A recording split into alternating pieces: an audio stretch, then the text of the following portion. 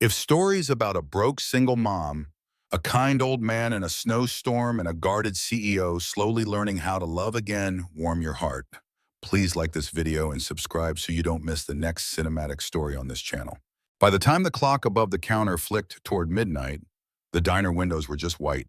Snow pressed against the glass in thick, restless sheets, turning Queens into a blur of headlights and smeared neon. Ava Morales wiped down the last table with a damp rag, feeling the ache in her shoulders in a way she was too tired to name. Her feet hurt. Her head hurt. The soft Christmas song on the radio felt like it belonged to someone else's life. Good work tonight, Morales. Her manager slid a small manila envelope across the counter. Sorry it's not more festive, he added, already counting receipts. Ava forced a smile, took the envelope, and walked into the back hallway where the air smelled like coffee grounds and onions. She opened it with her thumb. Bills, mostly, 220s, someone's, a little metal sleigh of tips. Her stomach tightened as she sorted it, lips moving. Rent. She pulled out what she owed for the week and tucked it into a separate slot in her wallet. Subway card top-up. Groceries if she stretched them. When she finished counting, there was a $10 bill left. Crisp. Almost new. Green against the tired leather. $10. It wasn't nothing. It also wasn't enough. She leaned her head back against the wall for a moment and closed her eyes.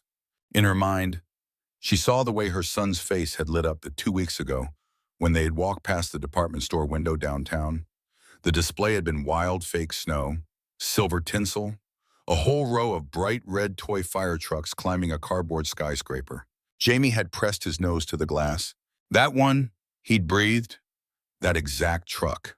At bedtime, he'd curled around his pillow and whispered, "Mom, do you think this year? Maybe Santa could find that one, the ladder moves, or I saw it." And Ava, with the day's exhaustion still on her tongue, had said the most dangerous sentence a parent can offer when they're not sure they can keep it. "We'll see, baby. I'll do my best." Jamie had grinned like she'd already wrapped it. Now, holding the 10, she whispered, "I'm still doing my best." Snow battered the roof. She shrugged into her coat, wrapped her scarf twice around her neck, and stepped out into the night. The city had grown quiet in the way only a snowstorm could manage. Cars moved slow, cautious. The air bit at any bit of skin it could find. Ava pulled her coat tighter and started toward the subway. Half a block down, the toy store's windows glittered. Even with the storm, someone had left the display lights on.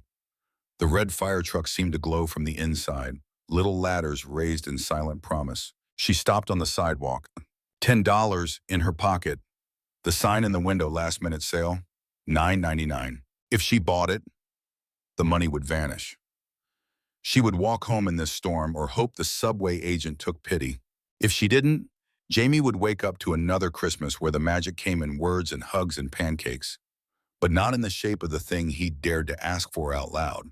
She stood there until snowflakes gathered on her eyelashes. Finally, she exhaled.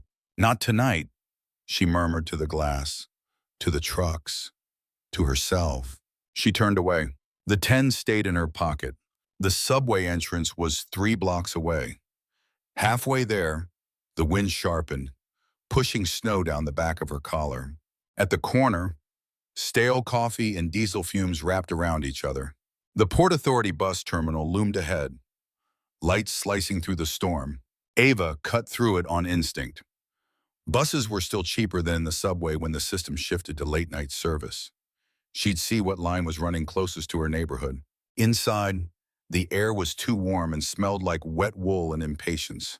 People huddled on hard plastic chairs, cradling bags and paper cups. A baby cried somewhere, thin and tired. Ava joined the short line at the ticket booth. The woman ahead of her bought a ticket with crumpled dollars and coins. The man behind her muttered to his phone. At the counter, the clerk stared through plexiglass, bored. Next, Ava stepped up, reaching for her wallet. Before she could speak, a voice at her elbow said, "Excuse me, ma'am." She turned. An older man stood beside her. His coat was too thin for the night. His hair, still thick but almost entirely white, curled damp against his forehead. His hands shook as he held a palm full of coins. "Sorry," he said, breath puffing. "I'm short. I thought I had enough for the last bus." The clerk didn't blink. "If you're short, you're short," he said. "Next bus after this is at 6 a.m. Maybe. 6, the old man repeated. He looked over his shoulder, buzzing, as if the word itself could push him backwards into the storm again. Ava looked at the coins in his hand. $8 and some change. He needed 10. Her fingers tightened on her wallet. Her brain did the math in a rush. If she kept the 10, she could get home without having her fingers go numb on the walk. Maybe she'd find a way to stretch the grocery money tomorrow. Pick up a double shift, shave something off somewhere, and come back to that toy before New Year's. If she gave it away, she would be walking. No buffer, no safety net. Behind the calculations in her mind, another thought sat, quieter but louder at the same time. Jamie?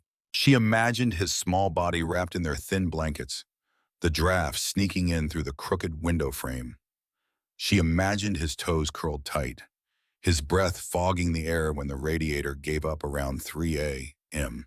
And she imagined this man at this bus terminal with nowhere warm to go. 20 blocks in the snow was a solvable problem. Freezing on a bench alone was not. Ava didn't think of herself as particularly brave. She just knew which kind of regret she could live with. "Here," she said. She pulled the 10 out of her wallet before she could change her mind and pressed it into the old man's hand. His skin was colder than the air. He blinked down at the bill as if she'd given him a passport to another planet. "Miss, please," she interrupted. "Just go somewhere warm. For both of us." "Okay." She unwound her scarf, the faded burgundy one she'd had since high school, and looped it around his neck. He clutched it with the 10. "Oh," he said softly. "Oh, you're one of those, aren't you?" "One of what?" she asked. He smiled, a little crooked. "People who do the right thing even when it hurts," he said. "Those are rare in this town." The clerk cleared his throat pointedly. "You buying a ticket or writing a novel?" he asked. The old man slid the money under the glass with shaking fingers. "Queens," he said. "Next bus in 5, the clerk replied, printing the ticket. The old man turned back to Ava. "What's your name?" he asked. She hesitated. "Does it matter?" she said. "It does to me," he said. "Ava," she said finally. "Ava Morales." He nodded as if he were tucking the name somewhere safe. "Henry," he said. "Henry Cole. I'll try to be worth the $10. Then, with the scarf snug at his throat and the ticket in his hand, he shuffled toward the doors. Snow whirled beyond the glass. Ava watched him go. Then she zipped her coat up to her chin, pulled the hood over her head, and stepped back into the storm.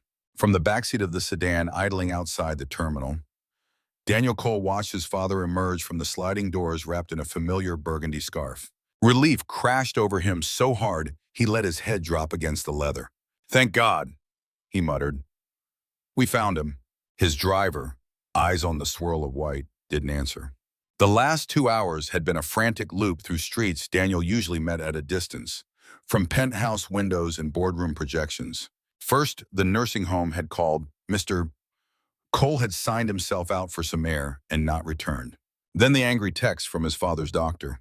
Then the image of Henry, alone in the city that had already taken one son. Daniel had canceled his dinner with investors mid-sentence and told his driver, "Just go. Find him." Now, seeing Henry's familiar stooped shoulders through the windshield, scarf ends fluttering, Daniel shoved open the door. He slipped on ice, caught himself on the hood, swore under his breath, and reached his father in 3 long strides. "What were you thinking?" he demanded, grabbing the older man's elbow. "You could die out here." "Good evening to you too," Henry said mildly. His cheeks were pink from the cold, but his eyes were bright in a way Daniel hadn't seen in months. "Get in the car," Daniel said. "Come on, before you audition for an icicle." Henry patted his arm, but didn't move. "Look," he said instead. He nodded toward the terminal doors. Through the glass, Daniel caught a brief glimpse of a woman stepping out into the snow. She walked quickly, head down, holding her thin coat shut at the throat. The scarf that had been around Henry's neck was missing. She gave me her last $10, Henry said quietly. And that scarf. Daniel frowned. How do you know it was her last, he asked automatically. Because I know desperation when I see it, Henry said. She looked at that bill like it was the only thing between her and the dark for the next few days. And then she gave it away. Daniel watched the woman cross the bus lanes. She declined a ride from someone with a raised hand and a shouted question, just shook her head, flapped a mitten in a wordless no, thank you, and kept walking, boots disappearing into slush. Tall buildings loomed beyond, edges softened by the storm. Dad, Daniel said, voice more tender now. You can't just wander around taking other people's lifelines. She offered, Henry said, like it mattered more that I got on that bus than she got home warm. He touched the scarf at his throat, the one that smelled faintly of cheap detergent and coffee. There's your miracle for the year. Danny, he murmured, you want to know what your fancy winter charity is supposed to be about? It's about that girl, right there. That's your North Star. Daniel followed the small, determined shape with his eyes until it blurred into the winter. Then he turned back to his father. We can send her the money back, he said. Track the transaction. Comp her rent for a month. Something. Henry shook his head. If you just throw money at her from a distance, you'll miss the point, he said. She doesn't need to be erased by your generosity. She needs to be seen. He settled into the back seat with a weary grunt. You're always telling me your foundation needs a real story, he added. Try starting with the girl who gave away her last $10 and made me believe in Christmas again. Daniel closed the car door, feeling the weight of the scarf and the words. As they pulled away from the terminal, the headlights caught a figure in the distance. A woman walking alone, shoulders squared against the wind. Snow swallowed her in seconds. Ava made it home with toes she could no longer feel and a coat soaked through at the seams. The stairwell of her building smelled like boiled cabbage and old paint. The elevator was out again, so she climbed 4 flights, pausing at each landing to catch her breath. By the time she reached her door, her legs trembled. She fumbled with the lock. Inside, the apartment was mostly dark. The radiator hissed weakly in the corner, doing its best. Jamie's nightlight cast a soft blue glow along the hallway. Ava shrugged out of her coat, hung it on the single hook, and toed off her boots. Her socks squelched. She peeled them off, wincing as pins and needles stabbed her feet. The bedroom was barely more than a closet with a window. Jamie lay curled on the mattress pressed against the wall, one arm flung over his head, his hair a dark halo on the pillow. The blankets had shifted. His shoulder was bare. Ava tucked them back around him, careful not to wake him. He made a small sound and rolled toward her, eyes fluttering but not opening. His hand groped for hers, found it, squeezed once, then relaxed. On the floor beside the mattress lay a sheet of paper. Ava picked it up. Crayon lines traced the outline of a lopsided city. In the middle each file, a bright red truck with a ladder reaching almost to the top of the page. Above it, in careful letters, he'd written, "For Santa to remember." Her throat tightened. She sat down on the edge of the mattress and watched her son breathe. His lashes cast little shadows on his cheeks. His lips were chapped. There was a smudge of chocolate near his ear from the diner milkshake she'd brought home because she hadn't had the heart to tell him no. For a long moment, there was no sound except the radiator's faint complaint and the occasional car on the street below. No decisions to be made, no forms to be filled. Just this, Jamie, warm and real and alive in a bed she'd fought like hell to keep. Her heart ached with love so fierce it almost felt like anger. "I'm sorry," she whispered, even though he couldn't hear her. "I couldn't get it. Not this year." Then, quieter. "I'd do it again." She set the drawing back down where he'd left it and lay beside him on top of the covers, letting the chill seep out of her bones and into the thin mattress. Snow whispered against the window. Somewhere across the city, an old man in a borrowed scarf fell asleep on a bus seat, clutching his ticket and thinking of a woman whose name he now knew. Winter Bridge Center occupied an old brick building that had once been a post office. The words United States Postal Service still ghosted above the door, but now a banner stretched across the front Winter Bridge, because nobody should freeze alone. Ava stood on the sidewalk across from it a week after the blizzard, letter in hand. She'd unfolded it so many times the paper had begun to soften at the creases. Dear Ms. Morales, we are writing to let you know that you are eligible for winter travel and heating assistance through Winter Bridge Center. Your name was submitted by a community partner. To receive your Metro card credit in winter support, please visit us in person. Her landlord had slipped it under her door with the other mail. She didn't know what a community partner was. She didn't know how her name had ended up on the list. She did know that Jamie's boots were too small, and the heat in the apartment still only worked when it felt like it. If someone was offering Metro rides and help with the winter bill, she would be stupid not to at least ask what the catch was. She drew a breath full of exhaust and cold air and crossed the street. Inside, the center buzzed with controlled chaos. Mothers in thrift store coats, kids darting between their legs, volunteers in blue vests handing out clipboards, a table of coffee and cookies in the corner. On one wall, a mural showed a bridge stretching from a city skyline toward a cluster of small houses in the snow, colorful and improbable. A volunteer led Ava to a plastic chair and handed her a form. Name, address, income, dependents. How did you hear about Winter Bridge? She hesitated at the last line, then wrote, got a letter. When they called her name, she followed a woman down a hallway to a smaller room with mismatched chairs and a desk. At the desk, an old man with a familiar scarf sat flipping through a file. He looked up, his face creased into a grin. Well, he said, took you long enough. Santa. Ava froze in the doorway. For a strange moment, the buses and the snow and the fluorescent lights of the terminal seemed to rearrange themselves around this new, warm room. Henry, she said. He nodded. Still Henry, he confirmed. Still very much not dead. Thanks to you. She looked at the scarf around his neck, hers.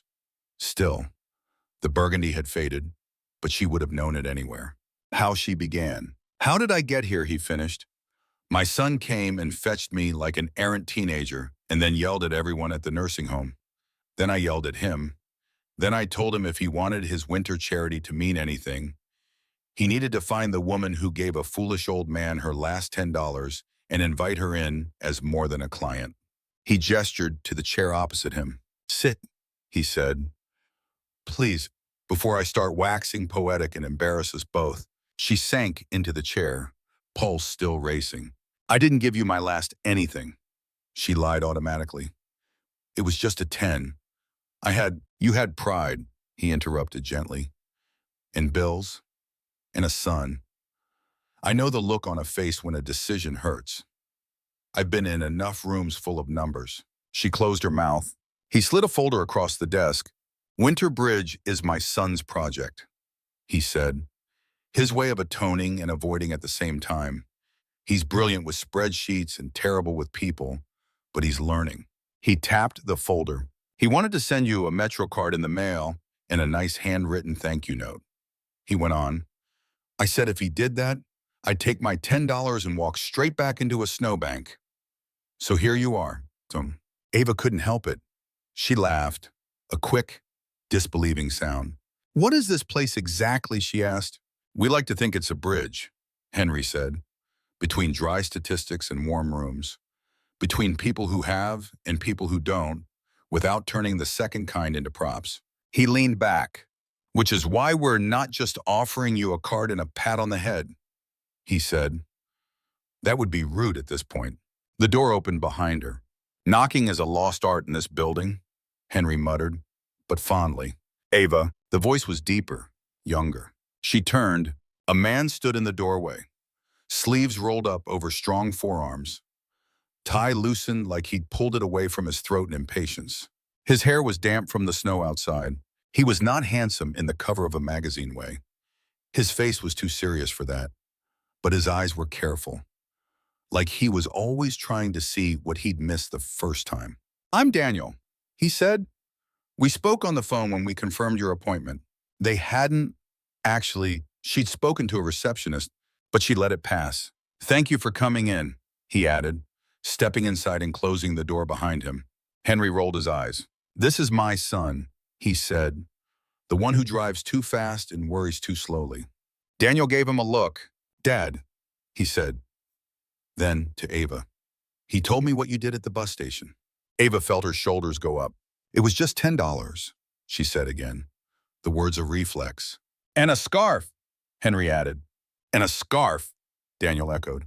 "We wanted to say thank you," he went on, "and to offer some practical appreciation." He sat on the edge of the desk, keeping a respectful distance. "First," he said, "you're eligible for winter assistance. That means help with heating, a Metro card topped up through the season, vouchers for warm clothes for you and your son." Ava listened without reacting. There was always a list, always a catch.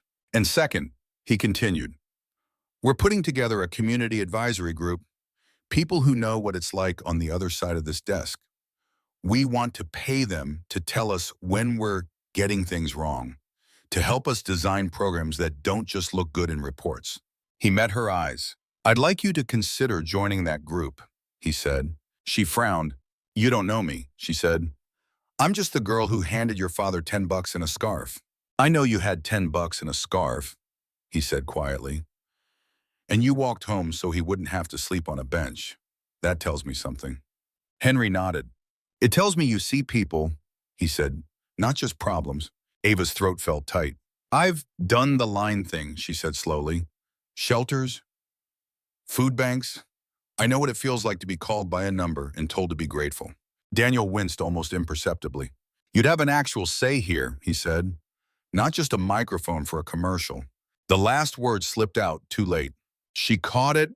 "Commercial," she repeated. He exhaled. "We're under pressure," he admitted. "Donors like stories. The board wants a campaign this winter that'll make people cry into their wallets. They hear about what you did for my dad, and they see a narrative.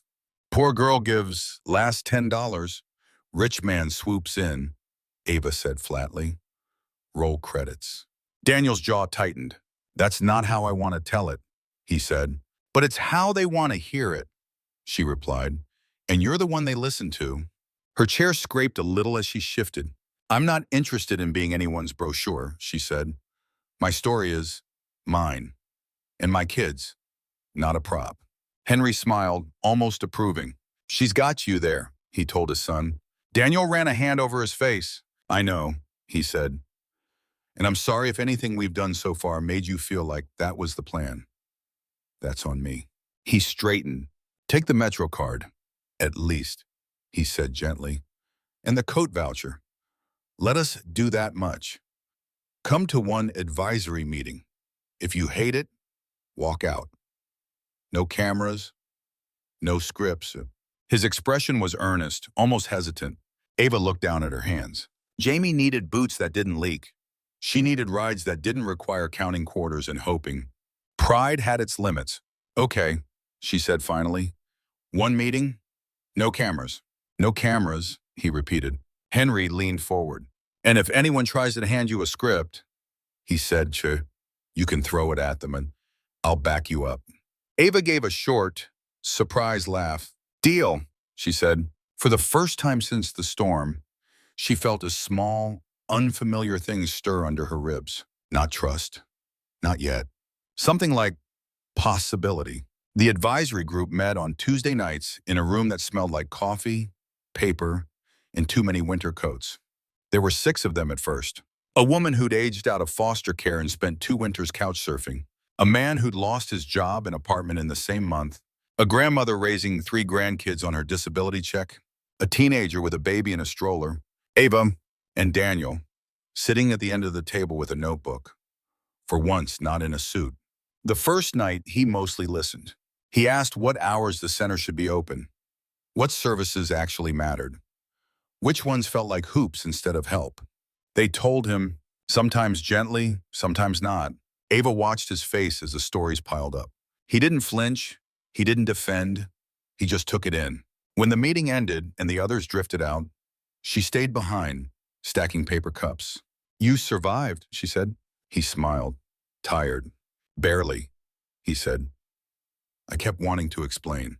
"That's your bored voice talking," she said. "Not useful here." "I'm learning," he said. She believed him more than she expected to.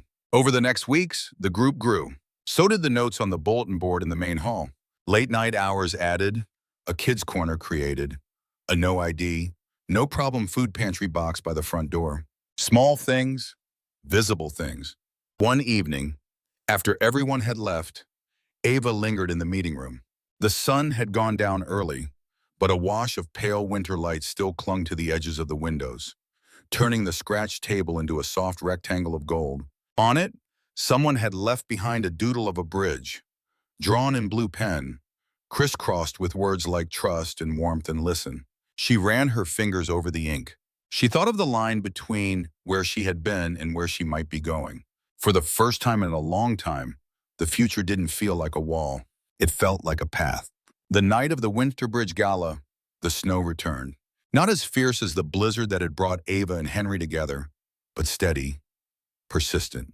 Inside the converted warehouse where the event was held, fairy lights hung from the ceiling. White tablecloths draped round tables. A jazz trio worked through a slow version of Have Yourself a Merry Little Christmas. Ava tugged at the borrowed dress. She wore a simple navy thing one of the volunteers had insisted she take from the donation rack because it deserved a night out. Jamie bounced at her side in his one good shirt, eyes wide at the sight of a chocolate fountain. Can I have some, he whispered. One plate, she said. After you eat real food. He nodded solemnly, then immediately got distracted by the ice sculpture near the stage. This is something, Ava muttered. It's ridiculous. Henry agreed from her other side. He wore a suit that had probably cost more than her rent, but the burgundy scarf was still looped at his throat. Try not to let them turn you into a statue, statue, he added. She gave him a look. I don't plan to set foot on that stage, she said. He didn't contradict her. Up front, a screen cycled through images. Stock photos, mostly smiling volunteers, snow-covered houses. Then, abruptly, a slide appeared with an illustration. A bus stop, a woman standing under a flickering streetlight, holding out a bill to an older man, snow falling around them. Her stomach dropped. What is that, she asked. Henry swore under his breath. I told them no. He said, I told them not to. The MC stepped up to the microphone. Good evening, everyone, he boomed. Tonight we're here not just to raise funds, but to celebrate stories of courage and kindness like the one you see behind me. Ava's pulse hammered in her ears. On Christmas Eve, the MC continued. One of our own community members gave her last $10 to a stranger at a bus station. She didn't know he was the father of Winterbridge's founder. She didn't know anyone would ever find out. People murmured. The MC smiled, practiced and smooth. Tonight, he said, she's here with us, a symbol of the spirit we want to spread. Ava, would you come up here so we can thank you properly? Spotlights began to sweep the room. Henry turned to her. You don't have to, he began, but Ava was already on her feet, not walking toward the door, walking toward the stage. Her heart pounded high in her throat. Her hands shook. Jamie's fingers touched her elbow as she passed. Mom, he whispered. It's okay, she said, though she wasn't sure it was. She climbed the steps, the illustration behind her growing larger with every one. The MC held out the microphone, beaming. She took it. For a moment, the lights were too bright, the room too big. Faces blurred into a single, expectant mass. She could have smiled, said thank you, let them own the neat little version. Instead, she cleared her throat. My name is Ava Morales, she said. Her voice sounded small in the sound system at first. Then it steadied.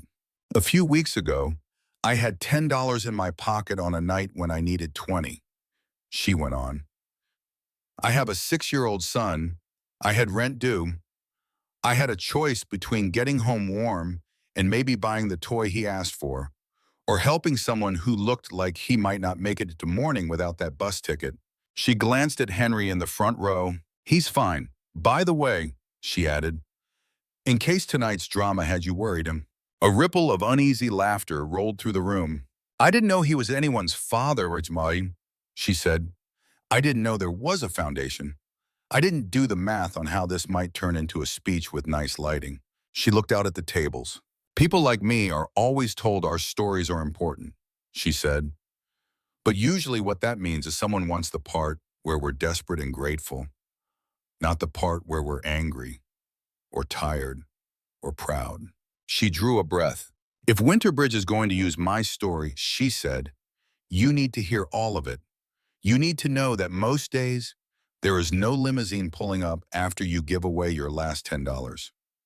There is just another bus to catch, another talk to clock into, another night where you sit at the edge of your kid's bed and hope you didn't mess up too badly.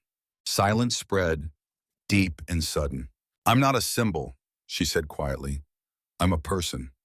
So is every woman who comes through those doors. If you want to help us, listen when we tell you what actually helps. Don't just put us on screens and call it a miracle. Her hand tightened on the microphone. And if you're giving money tonight because you feel sad for the girl at the bus stop, she finished, remember that she doesn't need your pity as much as she needs you to vote for housing and healthcare and living wages. We'll do our part. We just need you to stop telling only the pretty half of the story. She lowered the microphone. For a moment, nobody moved. Then, from the side of the room, someone began to clap. Slow, deliberate. A woman in a dark green dress, hair streaked with gray, stood, hands moving. Others joined.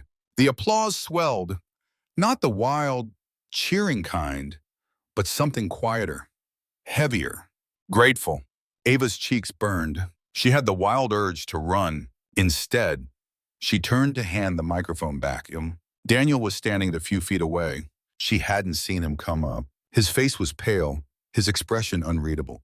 She braced for the polite reprimand, the PR spin. Instead, he took the microphone, turned to the crowd, and said, Basiyi, she's right. The room hushed again. Tonight was supposed to be about our programs, he went on, our statistics, our impact, and about a neat little story of a woman who did something generous and how we, the nice people with money, swooped in to reward her. That's not what this needs to be. He looked at Ava. I asked Ava to trust us, he said, and then we used her story in ways she didn't agree to. That's on me, not on her. She did exactly what Winterbridge says it exists to help people do tell the truth about what it feels like to stand on the edge. He faced the room again. If our campaign can't handle that truth, he said, voice steady now, then our campaign is the problem, not her. He paused. So here's what we're going to do, he said. We're scrapping the ad we planned to run, the one with the soft music and the bus stop illustration. Instead, we're going to use the money we would have spent on that to fund a winter emergency pot decided by people like Ava. The advisory group will have a veto over any story we tell in public. If that makes our fundraising harder, so be it. In the front row, Henry sat a little straighter. Jamie, at a side table, grinned without fully understanding why. Ava stood there, heart still hammering, and realized something had shifted. Not neat, not pretty, real. A week after the gala, the air finally thawed just enough that the snow on the rooftops began to soften. In Ava's apartment, the radiator clanged more enthusiastically than usual.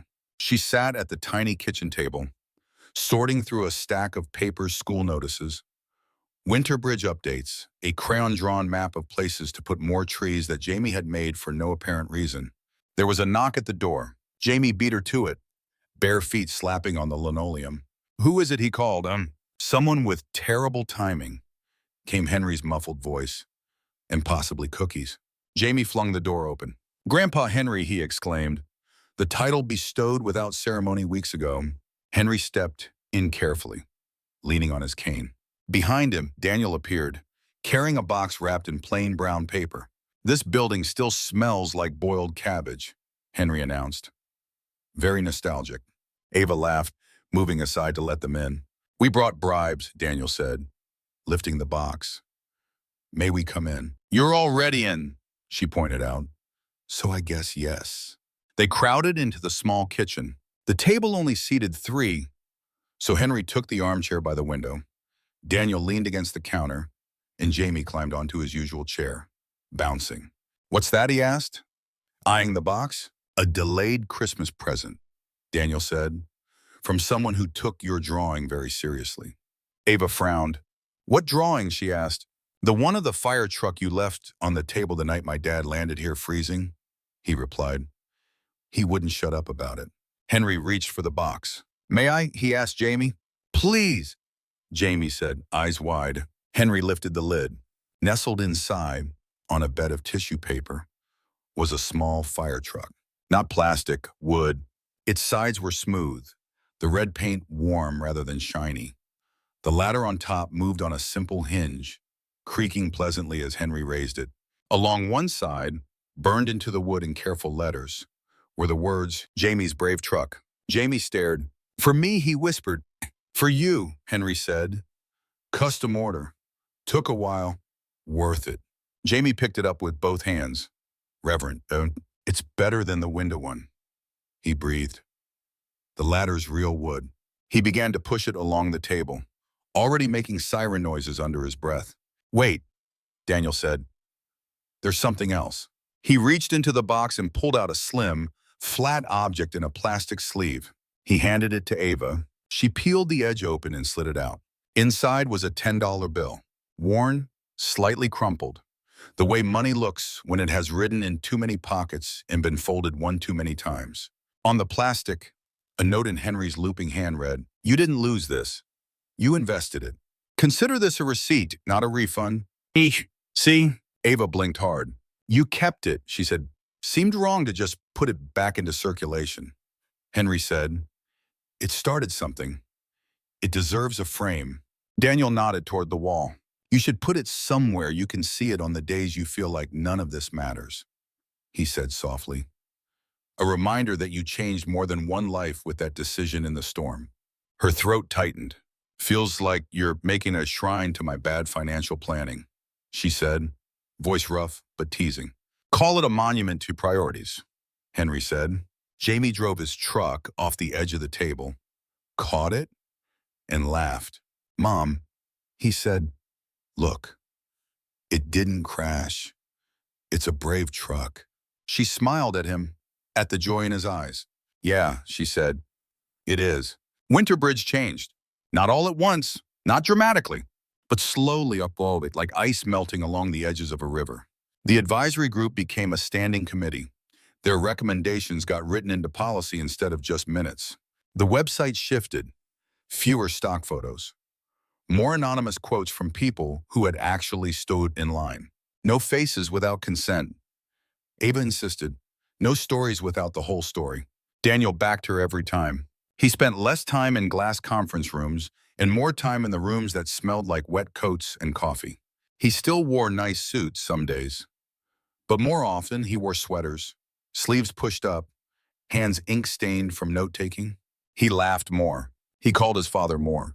He listened in ways he hadn't known he needed to. Ava, for her part, found herself sitting on both sides of desks now. Some mornings, she handed out forms and explained processes to nervous women whose eyes had the same guarded look hers once did. Some afternoons, she sat in meetings with donors and gently, persistently, redirected conversations away from pity and toward partnership. Her business card changed. From community advisory participant to community programs coordinator. Then, quietly, to director of lived experience programs. She kept one of each card in a drawer at home, lined up like a tiny timeline. On the wall above the dresser, the $10 bill hung in its plastic, framed in cheap wood. Jamie liked to show it off. That's the $10 that saved Grandpa Henry, he'd tell guests solemnly, and made my mom boss of a bridge. A year after the blizzard, on a night when the snow outside came down in lazy flakes instead of angry knives, they gathered in Ava's apartment again. It looked different now, still small, still in the same building that smelled like boiled cabbage in the stairwell. But the drafts had been sealed. The radiators worked. The kitchen had a new coat of paint, the color of warm cream. The table had gained an extra leaf, making room for one more chair. Jamie's brave truck sat on the windowsill between two small potted plants that refused to die. Henry dozed in the armchair, a blanket over his knees, the burgundy scarf folded neatly on the back. Ava and Daniel sat at the table amid the remains of dinner, mac and cheese, roasted carrots, a salad that nobody had eaten much of. Jamie lay on the rug with a comic book. The truck parked beside him, ladder up as if on alert. For a moment, there was no urgent anything, just the soft clink of plates, the occasional sleepy snore from Henry, the radio playing a song about coming home for Christmas. Daniel cleared his throat. "I have something for you," he said. Ava raised an eyebrow. "If it's another $10 in a frame, we're starting to look like a conspiracy," she said. "Nothing framed this time," he replied. He reached into his bag and pulled out a white envelope. He slid it across the table. She looked at it for a second before opening it. Inside was a document with Winterbridge's logo at the top. Her name beneath. The title below that, Director of Lived Experience Programs. She skimmed it. Salary. Responsibilities. A line about being an equal partner in shaping the strategic direction of Winterbridge. She swallowed. "This is," she said. "Overdue," he finished. "You've been doing the job for months. This just makes it official and puts the pay where it should be." She looked up. "Daniel," she said, "this is big." "So are you," he said simply. Silence settled for a moment. "Not heavy?" "Full." He shifted slightly, reaching into the envelope again. "There's one more thing," he said. He pulled out a small card. No logo, just his handwriting in black ink. She held it steady as she read. "I know how it feels to live in a city full of buildings and still feel homeless. For a long time, I thought pouring money into good projects would be enough. Then you walked into a bus station and changed everything. If you and Jamie ever want to call somewhere home that includes me, I'd like to spend the rest of my winters figuring out what that looks like. Together." "Daniel." The words blurred. She blinked them back into focus. "You write like you make speeches," she said, voice soft. "Too many commas. Too sincere." "I can add a joke about tax deductions if it helps," he offered. She laughed. A small, startled sound. Jamie looked up from the rug, sensing something. "Mom," he asked, "what is it?" She folded the card and slid it back into the envelope, hand resting on top. "It's," she began, "a choice, a risk, a life." She stood and walked around the table. He got to his feet automatically, as if pulled by the motion. She didn't kiss him. Not yet. Instead, she took his hand and turned it palm up, placing it gently against her chest, over the steady, nervous beat of her heart. "You know I'm not a neat story," she said. "I'm messy. I get scared. I will definitely yell at you if you try to use my face on a billboard without asking." He smiled. "I'd be disappointed if you didn't," he said. She drew a slow breath. "If you promise," she said quietly, "that when things get hard, and they will, you won't turn me and Jamie into some kind of shield or liability on a risk report, that you'll treat us like people you love, not problems you manage, then, yeah, we can try to figure out what home looks like." His hand pressed more firmly against her, warm through the thin cotton of her shirt. "I promise," he said. "Say it like you mean it," she replied, echoing an old, half-remembered conversation he'd told her about with his father. He chuckled. "I promise," he repeated. "I will mess up. I will say the wrong thing. I will forget to buy milk. But I will not reduce you or Jamie to bullet points. Not ever." Behind them, Henry snorted awake. "If he does," he croaked, "I'll come haunt him. And I'm not even dead yet." Jamie scrambled up and wedged himself between them, small arms wrapping around both waists. Are we a family now?" he asked, voice muffled against Ava's side. Ava looked at Daniel. He looked back. "Yeah," she said. "I think we are." Daniel's eyes shone. "If that's okay with you," he added to Jamie. Jamie considered for half a second. "Can I still sleep in your bed when there's thunder?" he asked. "Yes," Daniel said. "Every time." "Then yeah." Jamie said, "You can be in our family." He squeezed tighter. Outside, snow fell in slow, lazy circles, catching the glow from the streetlights. Inside, in a small kitchen in Queens, 3 people and an old man began to build a home out of $10. Brave choices, and the simple, stubborn decision to stand by one another. No cameras, no commercial. Just real life. The greatest gift they would never be able to wrap.